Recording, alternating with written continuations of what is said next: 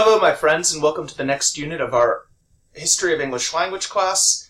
This is going to be the first of a series of 4 videos in which we will talk about early modern English. This is the period of Shakespeare and the Renaissance and of English expansion overseas. It is also the period in which English comes to be recognizably our own language, the language we speak.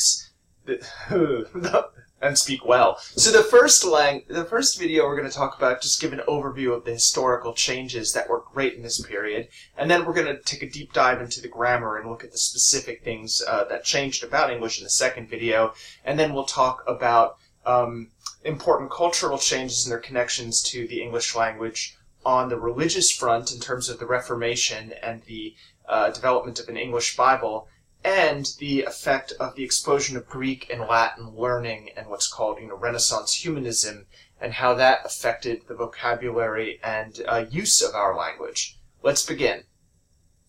Pictured here is the a frontispiece, that is the opening title page of the first edition of the King James Bible from the beginning of the 17th century. And this brings together several different factors. One is the rise of nationalism and English identity, and that's connected with the development of print culture. Notice this is a print Bible, and in dealing with Middle English, we were largely dealing with manuscript culture.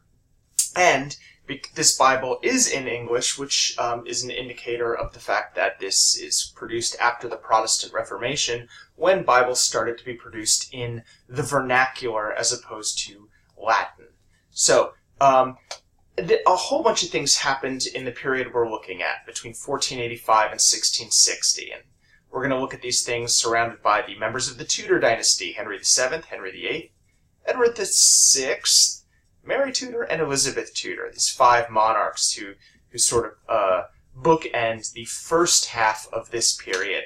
And during this period, there are transformations in print culture. At the end of our last unit, we talked about William Caxton bringing print to England. Well, this was a development that hastened, many believe, religious change, especially the Reformation, which we'll talk about, as well as intellectual change, including the rise of what's called Humanism and what, in a great bit of branding and self-marketing, was referred to as the Renaissance, which is a French word for rebirth. In Italian, it was the Rinascimento. This is also a time of political change. There's this is of course, the discovery by Europeans of America in 1492, and the rapid colonial expansion and plunder that took place after that. The development of absolutism, that is the greater concentration of power in a single person, as well as the development of court culture, a more elaborate, formal way of life, and a concentration of the upper nobility on sort of competing in terms of sort of prestige and personal kind of impressiveness, rather than competing directly in military affairs as they had previously. It's also a period in which, even while Latin is being studied greatly, and so is Greek, a great deal more across Europe is being done in the vernacular languages. Vernacular is a word that refers to how people actually speak when they're not thinking about how they're speaking, and it comes from a Roman word, a Latin word, vernacular, meaning, I think, marketplace. So it's like the language of the marketplace rather than the language of the church. And so more and more different languages, more and more is done in the vernacular. In Italy, there was a big debate over whether they should use Italian or Latin for scholarship and for other highbrow purposes, and that was known as la questione della lingua. And there were similar things going along across Europe. It was an age of increasing specialization in medicine, law, science, etc., and this saw the development of various varieties of English. And it's also a period in which standardization is increasing, that the power of London and educational establishments and the government establishments is, and as well as print, is accelerating trends that we are already seeing towards the end of the Middle English period, towards the rise of London English as a common standard. And finally, we'll look at the inkhorn controversy, which was the sort of debate over how many Greek or Latin words should actually be used and whether these were useful to the language or they were just showing off. We're also going to talk about religious change, especially the Reformation, intellectual change, the Renaissance humanism, and political change, just as a quick overview. And this, of course, here is the Stuart dynasty, which succeeded the Tudor dynasty. There was King James I, the guy who sponsored the Bible, big fan of Shakespeare's. He was the perfect personal patron of Shakespeare's theater company. They became the King's Men after having been the Lord Admiral's men under Elizabeth.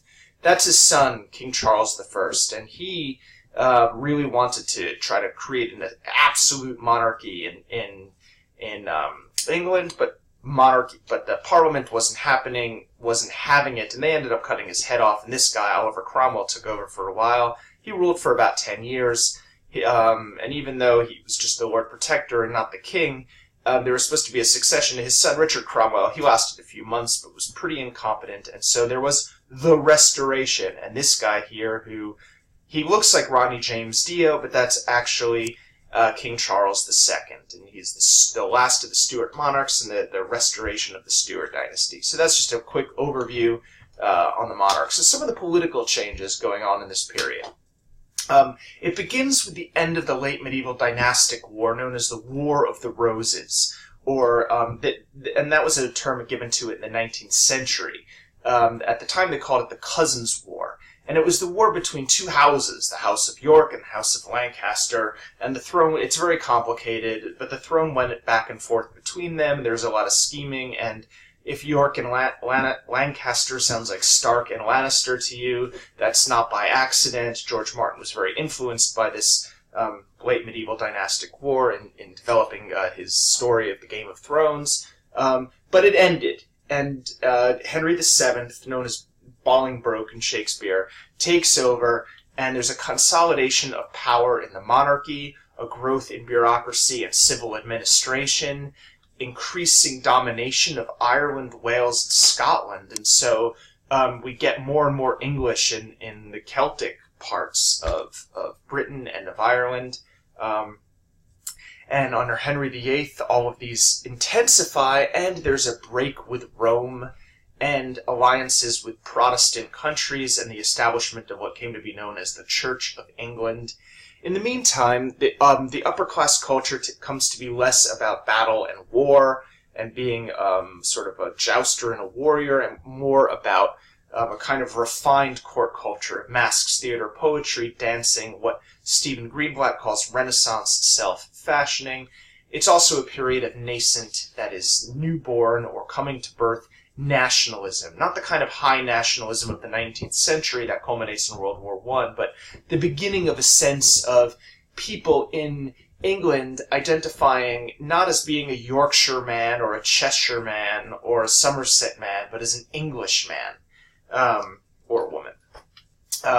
This is also a period of religious changes, important religious changes that are still affecting our world greatly. The Reformation. This was a call to purify the church, and the belief that the Bible, not tradition, should be the sole source of spiritual authority. There was a lot of unhappiness with abuses by the Catholic Church in the late medieval period, and it's worth mentioning that there were a lot of people within the Catholic Church who were highly critical of some of these practices, such as selling indulgences. And you can take a religion course and look all this up. But Martin Luther was not the first people to object to these, but it kind of went viral, so to speak, when he posted his 95 Theses on the door of Wittenberg Cathedral. And the thing is about this monk, Martin Luther, he didn't back down, and he gets excommunicated in 1521, but he got protected by Friedrich, the Elector of Saxony, a powerful prince, and continued to publish. And he continued to publish his theological writings against the abuses of the Catholic Church and for a different kind of Christianity in, not Latin, but in German.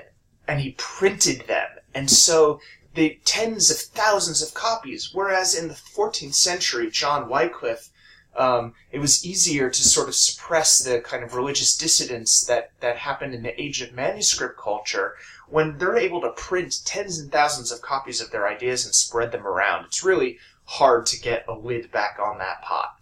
In Switzerland, we get a major center of Reformation thought. A guy named Ulrich Zwingli, who's got a great name, starts preaching in Geneva, and then John Calvin, a Frenchman, settles there. And he's the sort of ancestor of a lot of Presbyterian sects, just as Zwingli is an ancestor of like Baptists and other sects. At first, Henry VIII, Henry Tudors, is not having this Reformation stuff, and he says, no way, and he writes treatises against the Reformation, or at least has them ghost-written for him by Thomas More, for which he's given the title Defender of the Faith by the Pope, which he keeps even after 1531, when he declares himself the supreme head over the English Church, and he stays kind of Catholic, where they're like kind of this halfway thing where it's like, yeah, we're basically the Catholic Church, but we don't accept the authority of the Bishop of Rome, the Pope. The King is actually the absolute head, but then it's really complicated. The great novel Wolf Hall by Hilary Mantel is a fun read on this. Certain value of fun. Anyway, he dissolves the monasteries and at this point starts to promulgate the Great Bible in English. And before this, translating the Bible into English out of Latin had been illegal against the law. And so now we have a Bible in English. And of course, that's going to both elevate the status and authority of the language and provide an example of English that's going to provide a stabilizing standard. Another big change in this period is Renaissance humanism. This includes the increasing value of the study of humanity over divinity. If you've ever wondered why we call it the humanities, it was originally in distinction from theology. We were studying, history and poetry and all these things were human things, not divine things. Philosophy as well. There is the recovery of ancient Greek in Western European scholarly circles. It said that there were Italian humanists going around in the 14th century looking for any Greek manuscript that they could find. Knowledge of Greek had been virtually lost after the fall of the Roman Empire in the West, except in a few rarefied places. But now it comes flooding back in, especially after 1453, when a whole bunch of Greek scholars flee Constantinople as it gets turned into Istanbul by the invading Ottoman Empire. And that city, which was the head of the Eastern Roman Empire till 1453, is of course today the capital of Turkey. Rhetoric becomes elevated compared to dialectic. The orator is the ideal statesman. The rise of civic humanism and the rise of a different kind of Latin style, a rejection of medieval Latin, and a kind of rebirth as of a Roman kind of writing. Intellectual freedom and individual expression becomes important again. This is I'm giving you their own kind of marketing here. It just needs to be taken with a grain of salt. This is a period, of course, when, Galileo and Giordano Bruno were thinking very independently, but getting put under house arrest or even burned for it. And of course, there were limits to intellectual freedom, but there was the idea of searching out authority. And this is related to the recovery of Greek and the study of the humanities, the origins of philology. There was this idea suddenly of the search for correct texts and the emerging idea of differences in historical period, of language changing over time. One of the great heroes of this period is this guy, Lorenzo Valla, a humanist, a rhetorician, an educator, and a Catholic priest. And he there was this very famous document called the Donation of Constantine, which basically was supposedly the donation by the Emperor Constantine, one of the first supposedly, according to legend, the first Christian emperor of Rome, that he gave the entire empire to the Pope. He donated it, right? And the Pope sort of gives it back on permanent loans. Says, you run, okay, it's ours, but basically you run things. And so there was a document that supposedly proved this. Lorenzo Valla looks at this document and compares it with other documents from various time periods, and based on words that it used and forms of the language, realized this could not have been written prior to 400 or 500 years after Constantine. And so this document, upon which the authority of the Pope's temporal power was built, is undermined. And this is an example of what we talk about when we talk about a new idea of intellectual freedom and exploration of new possibilities and a kind of questioning of traditional authority. This seeps into English slowly. We have this guy, the Duke Humphrey of Gloucester, who was a big patron of humanist scholarship and invited Greek and Latin scholars into England. Here's the monk poet John Lydgate presenting a book to him, the frontispiece. And he was the brother of Henry V, and he outlived Henry V a lot. And but there was a kind of a big interruption of development of humanistic scholarship in the middle of the 1400s because of that long dynastic civil war, the War of the Roses. But then humanism comes to England again as things settle down, and one of the great examples of English humanists is Sir Thomas More, this famous scholar and philosopher and political philosopher, and he was an advisor and a courtier to Henry VIII. Ends up getting executed because he disagrees with Henry's parting ways with the Catholic Church. He was. While he had early on agreed with a lot of reform ideas about reforming the church, he thought that the unity of the church was more important than particular, doctrinal issues and stuff. And anyway, he was so into that unity that he became a martyr, and he is in fact in the Catholic Church a saint because he died for his faith. And these humanists were great scholars, and they brought into English words from Latin and Greek, and English is also becoming a great trading power and colonial power, and so this is a period in which we're not just getting words from French or Latin anymore, but also Greek, Italian, Dutch, Spanish. Carib is a important language that was spoken in the Caribbean Sea by an indigenous people. A lot of their words, such as tobacco, hammock, canoe, and others, come into English through Spanish largely, but sometimes directly. We also get words out of Iroquois and more words out of French.